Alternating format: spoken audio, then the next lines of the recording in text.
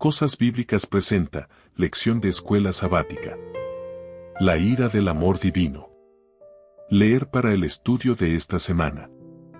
Salmo 78, Jonás 4 al 14, Mateo 18, 21, 12, 13, Jeremías 51, 24, 25, Romanos 12, 17 al 21. Para memorizar. Pero él, misericordioso, perdonaba la maldad y no los destruía, apartó muchas veces su ira y no despertó todo su enojo. Salmo 78, 38. La compasión de Dios es generalmente celebrada, pero a muchos les molesta la idea de su ira. Piensan que si Dios es amor nunca debería expresar ira. Sin embargo, esa idea es errónea, ya que su ira surge directamente de su amor. Algunos afirman que el Dios del Antiguo Testamento es airado y que el del Nuevo Testamento es amoroso. Pero solo hay un Dios, y se revela como el mismo en ambos testamentos. El Dios que es amor se enoja ante el mal precisamente porque Él es amor. Jesús mismo expresó una profunda ira contra el mal, y el Nuevo Testamento registra numerosas veces la ira justa y apropiada de Dios. La ira de Dios es siempre su respuesta justa y amorosa contra el mal y la injusticia. La ira divina es una justa indignación motivada por la bondad y el amor perfectos, y busca el bienestar de toda la creación. La ira de Dios es simplemente la respuesta apropiada del amor al mal y a la injusticia. En consecuencia, el mal provoca la pasión de Dios en favor de las víctimas del mal y en contra de sus victimarios. La ira divina es, pues, otra expresión del amor divino. Lección del domingo. Afligido por el mal. El Dios de la Biblia ama la justicia y odia el mal. El pecado y el mal, por lo tanto, despiertan su ira, una pasión expresada en favor de los oprimidos y maltratados, incluso cuando la maldad de una persona la afecta a ella misma. Dios odia el mal porque éste siempre hiere a sus criaturas, aunque sea autoinfligido. En los relatos bíblicos, Dios es provocado repetidamente a la ira por algo que los eruditos bíblicos denominan el ciclo de la rebelión. Este ciclo es el siguiente. El pueblo se rebela contra Dios y hace lo malo ante sus ojos, incluso atrocidades horrendas como el sacrificio de niños y otras abominaciones. Dios se retira en respuesta a las decisiones del pueblo. El pueblo es oprimido por naciones extranjeras. El pueblo clama a Dios por su liberación. Dios libera al pueblo. El pueblo vuelve a rebelarse contra Dios, a menudo de forma más atroz que antes.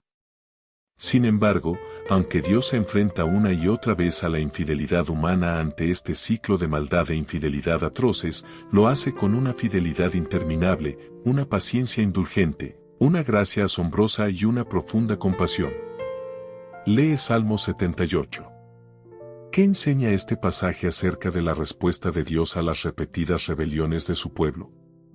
Según la Biblia, el amor y la justicia están indisolublemente ligados. La ira divina es la respuesta apropiada del amor contra el mal, porque el mal siempre hiere a alguien a quien Dios ama. No hay ningún caso en las Escrituras en el que Dios actúe arbitrariamente. Y, aunque el pueblo de Dios lo abandonó y lo traicionó una y otra vez, Él siguió a lo largo de los siglos concediéndole pacientemente una compasión que superaba todas las expectativas razonables. Nehemías 9, 7 al 33, demostrando así la insondable profundidad de su compasión y su amor misericordioso. De hecho, según Salmo 78, 38, Él, Dios, misericordioso, perdonaba la maldad y no los destruía, apartó muchas veces su ira y no despertó todo su enojo. ¿Seguramente te has airado alguna vez por el mal hecho a otros? ¿Cómo te ayuda esa emoción a comprender mejor la ira de Dios contra el mal? Lección de lunes. Dios es lento en airarse. Dios se enoja ante el mal porque Él es amor. Es tan compasivo y lleno de gracia que un profeta bíblico incluso llegó a reprocharle por ser demasiado misericordioso. Considera la historia de Jonás y reflexiona acerca de su reacción ante el perdón compasivo de Dios para con los ninivitas en Jonás 4:1 al 4. ¿Qué nos dice esto acerca de Jonás? Ver también Mateo 10:8. La reacción de Jonás ante la misericordia de Dios es reveladora en dos aspectos principales. En primer lugar, muestra la dureza de corazón de Jonás. Odiaba tanto a los asirios por lo que habían hecho a Israel que no quería que Dios les mostrara misericordia. ¿Qué lección para nosotros? Debemos guardarnos de esta misma actitud, por comprensible que sea. De todas las personas, las que han recibido el beneficio de la gracia de Dios deberían reconocer cuán inmerecida es y, por lo tanto, estar dispuestas a mostrar misericordia a los demás. En segundo lugar, la reacción de Jonás destaca cuán centrales son la compasión y la gracia de Dios en su carácter. Jonás estaba tan familiarizado con la misericordia de Dios que, precisamente porque es clemente y piadoso, tardo en enojarse, y de gran misericordia, Jonas 4:2, sabía que el Señor suspendería su juicio contra Nínive. Dios trata con justicia y misericordia a todos los pueblos y las naciones. La frase hebrea traducida como tardo en enojarte o longánime podría traducirse literalmente como largo de nariz. En el idioma hebreo, la ira estaba asociada metafóricamente con la nariz y la longitud de ésta representaba metafóricamente el tiempo que tardaba uno en enojarse. Por lo tanto, las referencias a Dios como narigudo pretenden transmitir la idea de que es paciente y lento en airarse. Mientras que los seres humanos no tardan en airarse, Dios es sumamente paciente y concede su gracia libre y abundantemente, pero sin justificar el pecado ni ser indiferente a la injusticia. Por el contrario, Dios mismo expía el pecado y el mal en la cruz para ser justo y justificar a quienes creen en él. Romanos 3:25-26. ¿Dejaste alguna vez de mostrar misericordia a alguien que te ofendió? ¿Cómo puedes recordar mejor lo que Dios ha hecho por ti para que así seas más misericordioso con los demás en respuesta a la abundante gracia que Dios te ha mostrado? Por otra parte, ¿cómo podemos hacer esto, mostrar misericordia y gracia, pero sin dar licencia al pecado o permitir el abuso o la opresión? Lección del martes. Indignación justa. Aunque hay muchas formas inapropiadas de la ira, la Biblia también enseña que existe la justa indignación. Imaginemos a una madre que observa a su hija de 3 años jugando en el parque y que es atacada de pronto por un hombre. ¿No debería airarse? Por supuesto que sí. La ira es la respuesta apropiada del amor en tal circunstancia. Este ejemplo nos ayuda a entender la justa indignación de Dios. Leer Mateo 21:12 y 13, y Juan 2:14 y 15. ¿Qué nos dice la reacción de Jesús ante la forma indebida en que era utilizado el templo acerca del enojo divino en respuesta al mal? En estos casos, Jesús muestra el celo piadoso de la justa indignación contra quienes trataban el templo de Dios como algo vulgar y lo habían convertido en una cueva de ladrones para aprovecharse de las viudas, los huérfanos y los pobres. Mateo 21:13, compara con Juan 2:16.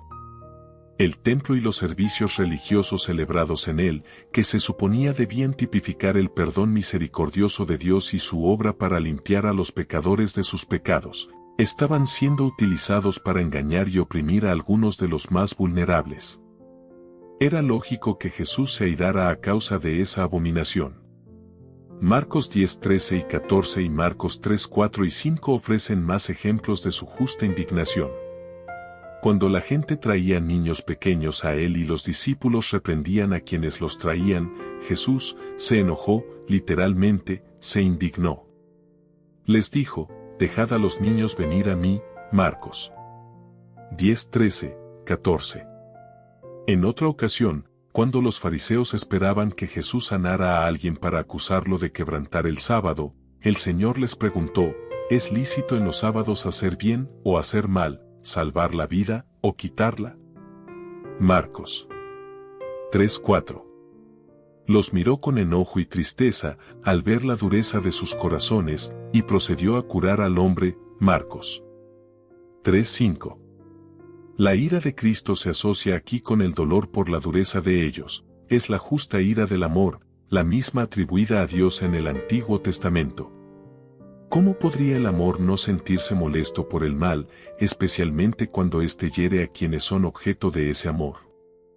¿Cómo podemos cuidarnos de justificar la ira egoísta como si fuera justa indignación? ¿Por qué es tan fácil cometer ese error y cómo podemos protegernos de esa trampa sutil pero real? Lección del miércoles. Dios no se complace en afligir. A lo largo de la Biblia, Dios muestra repetidamente su pasión en favor de los oprimidos y su correspondiente justa indignación contra los victimarios y opresores. Si no existiera el mal, Dios no se enfadaría. Su ira se expresa solo y siempre contra lo que daña a su creación. Según Lamentaciones 3:32 y 33, Dios no se complace en afligir, literalmente, Dios no aflige, de corazón. No quiere dañar a los malhechores, pero el amor exige justicia. Esta verdad es ejemplificada por el reiterado perdón concedido por Dios a su pueblo y por las repetidas oportunidades que le dio de arrepentirse y reconciliarse con él. Por medio de los profetas, Dios llamó una y otra vez a su pueblo, pero éste se negó a escuchar, ver Jeremías 35:14 al 17, Salmo 81:11 al 14. Lee Esdras 5:12 y compáralo con Jeremías 51:24, 25 y 44. ¿Qué enseñan estos textos acerca del juicio divino que sobrevino a Jerusalén por medio de los babilonios? Ver también Segunda de Crónicas 36:16. Según Esdras 5, después de que el pueblo provocara persistente e impenitentemente la ira de Dios, el Señor acabó por retirarse y entregó al pueblo en manos de Nabucodonosor, rey de Babilonia. Esdras 5:12. Pero Dios lo hizo solamente después de que ya no hubo remedio. Segunda de Crónicas 36:16, y más tarde juzgó a Babilonia por la devastación excesiva que infligió a Judá. Jeremías 51:24, 25, 44, compara con Zacarías 1:15. Muchos otros juicios que las Escrituras describen como desencadenados por Dios se explican como casos en los que Él entrega al pueblo a sus enemigos. Jueces 2:13, 14, Salmo 106:41, 42, en respuesta a la decisión del pueblo de abandonar al Señor y servir a los dioses de las naciones. Deuteronomio 29:24 al 26, Jueces 10:6 al 16.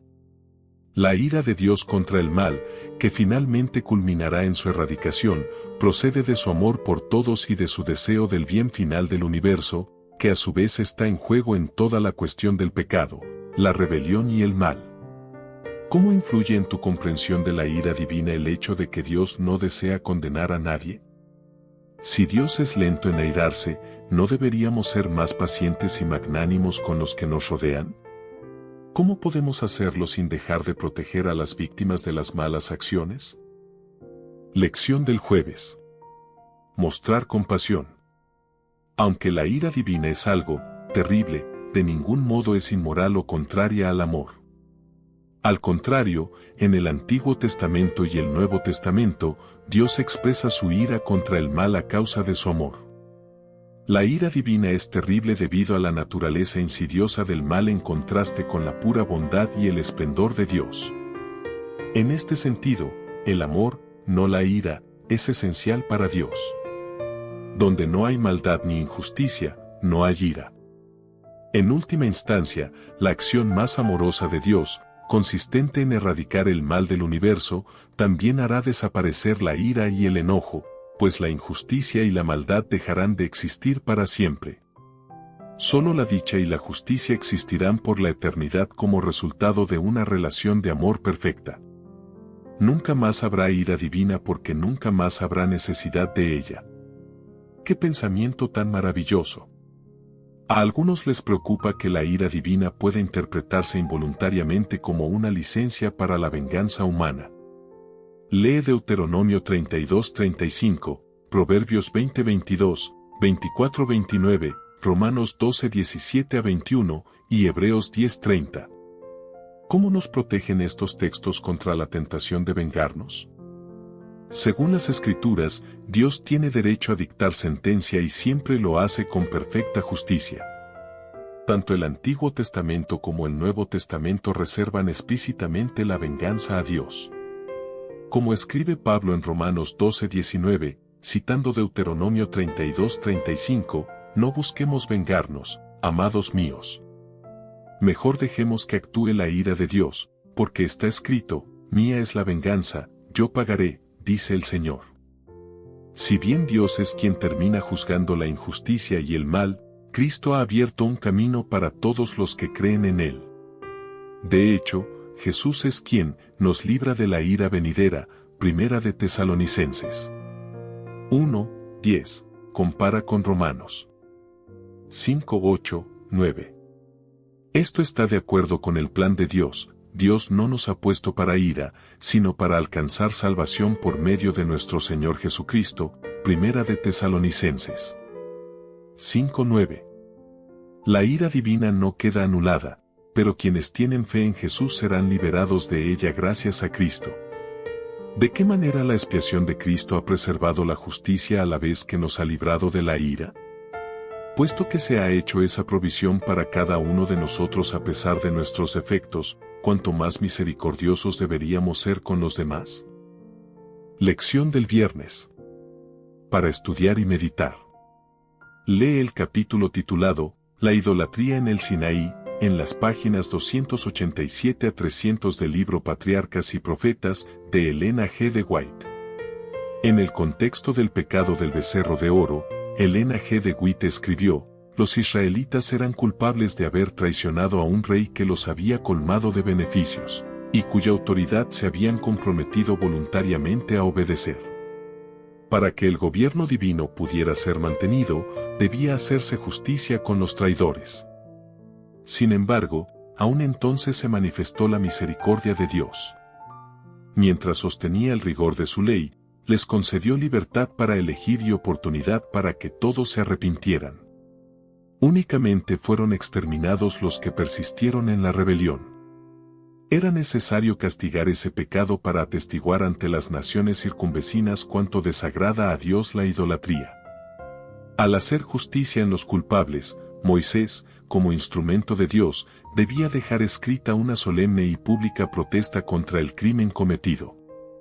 Como en lo sucesivo los israelitas debían condenar la idolatría de las tribus vecinas, sus enemigos podrían acusarlos de que, teniendo como Dios a Jehová, habían hecho un becerro y lo habían adorado en Horeb. Cuando así ocurriera, aunque obligado a reconocer la verdad vergonzosa, Israel podría señalar la terrible suerte que corrieron los transgresores, como evidencia de que su pecado no había sido sancionado ni disculpado. El amor, no menos que la justicia, exigía que este pecado fuera castigado. Por obra de la misericordia de Dios miles de personas sufrieron para evitar la necesidad de castigar a millones. Para salvar a muchos, había que castigar a los pocos. Elena G. de White, Patriarcas y Profetas, páginas 294-295. Preguntas para dialogar. ¿Por qué crees que tantas personas tienen dificultades con el concepto de la ira divina? ¿Qué te ayuda a entender ese concepto? ¿Qué problemas surgen siempre que las personas procuran vengarse, pero que nunca ocurren cuando la venganza es dejada en manos de Dios? ¿De qué manera el juicio de Dios contra Israel después de la rebelión del becerro de oro fue también un ejemplo de la misericordia divina? ¿Qué otros ejemplos bíblicos muestran que incluso el juicio de Dios es un acto de amor? Aunque entendemos que Dios se indigna justamente contra el mal y juzga con perfecta justicia, ¿qué importancia tiene que nos abstengamos de condenar a los demás? Discute esto particularmente a la luz de 1 de Corintios 4:5.